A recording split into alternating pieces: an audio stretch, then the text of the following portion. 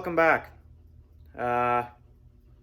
It's going to be a short and sweet video this week. I just want to start off by saying there were a couple of kind of negative comments left on the last video, and I just want to bring forward that at the end of the day, I'm not a professional videographer. I'm not a professional video editor, and never once have I claimed to be the most knowledgeable person in the world about everything. I'm not. The vast majority of the skills I have, I was not formally taught. Instead, I have taught myself how to weld, how to fabricate, taught myself how to paint, how to do body work. And this is not a brag or anything like that. What I'm saying is, I'm not a professional in auto body and paint. I'm not. The ways that I do things are the ways I do them. And at the end of the day, the results come out to my satisfaction. And in reality, that's all that matters. They're my vehicles, my materials, and my finances that are, paying for them. So I want to point that out. Quite often I will, prior to explaining something, say that this is how I do it, and you can choose to do it however you would like. So keep that in mind, and anyway, enjoy the rest of the video. So, following that note, here's something a little more positive. The other day, with help from my in-laws and my wife, we got the cab back on the frame. And it's the first time this cab has actually been mounted to this frame since ever, actually. Because this was, of course, a donor cab, an 82 cab, and this is my original 87 frame. And the frame was missing the rear cab mounts, which were rotted off, and one of the front ones was rotted off and all that stuff. And of course I fixed that much earlier on in the project.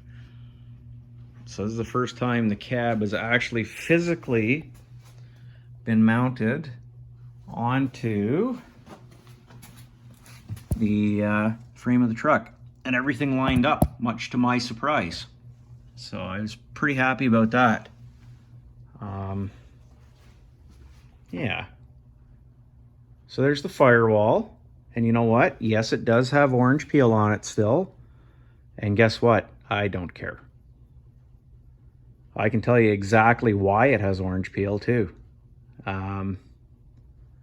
So all through last week, in trying to get the cab ready to go back on, because the whole problem was I was fighting against the weather.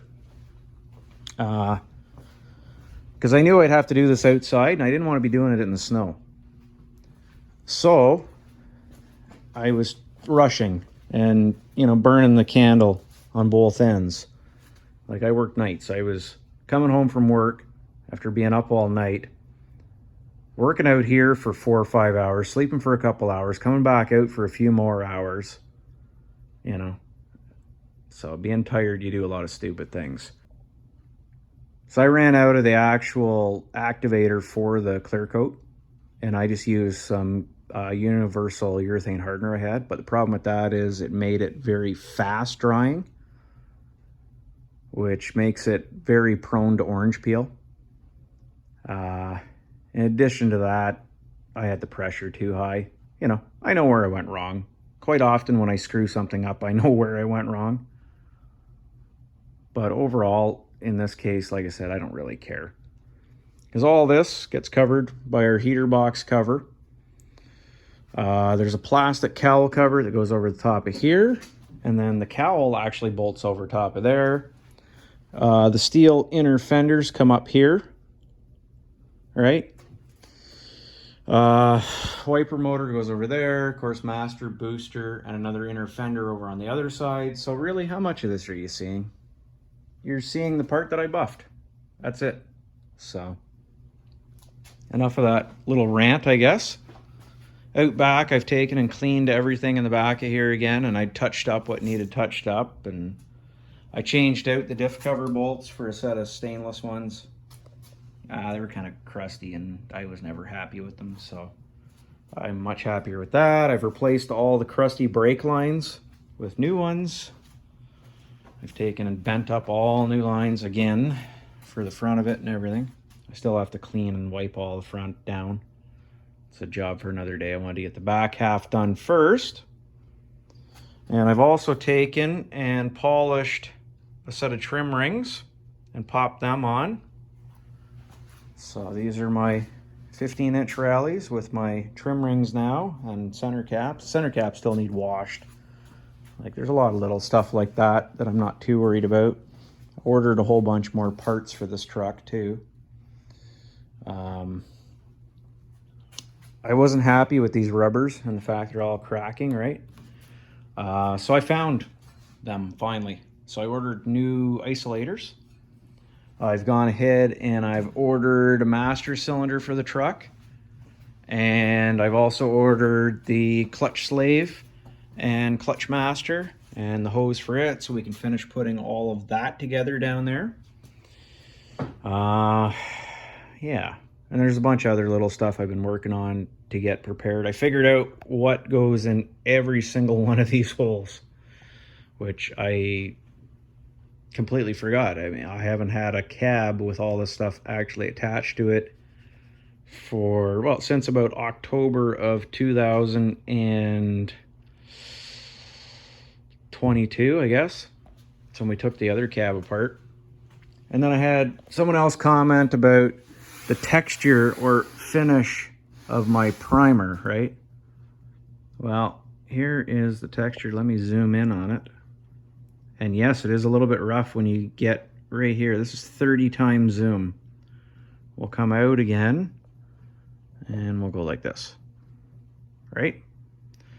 The thing is, this is not, I'm not going to spray my base directly on top of this without first going ahead and blocking the entire cab down again. So don't worry about what I'm doing. And I've been working on a couple other smaller parts. So this is an original brake booster vacuum line that I pulled off the 88 in the scrapyard. So that makes me happy to have that, because you can see that'd be a bugger to bend. My friend Chris was kind enough. He parted out one of these S10s a few years back. He had some washers that were a little nicer than what I had. So I painted those. He sandblasted them actually for me, and he also dug out a set of original bolts for me. So I'd obviously much rather use those than the Allen cap head bolts that I purchased from HD Supply. So I got a couple little things like that still to do. I'm gonna leave the cab loose for now.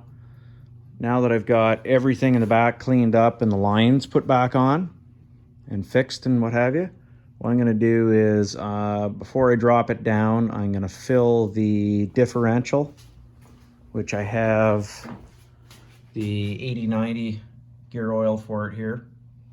And I've got some, that's Dexron 3 to put in the transmission. I'll do that while I have it up in the air. And then what I'll do is I will take and drop the truck back down on the floor here.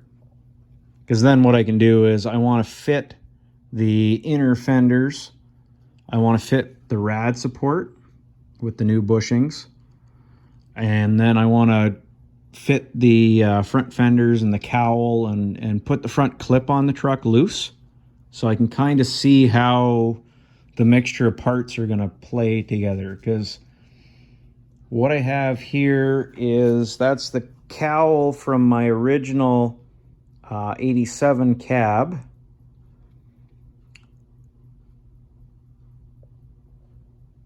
That is the header panel from my 87 cab.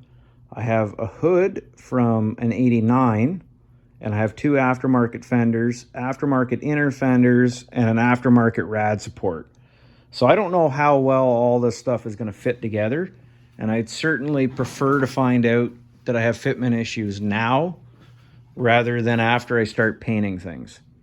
So that's the grand plan for this week, but yeah, At least now it kind of looks like a truck.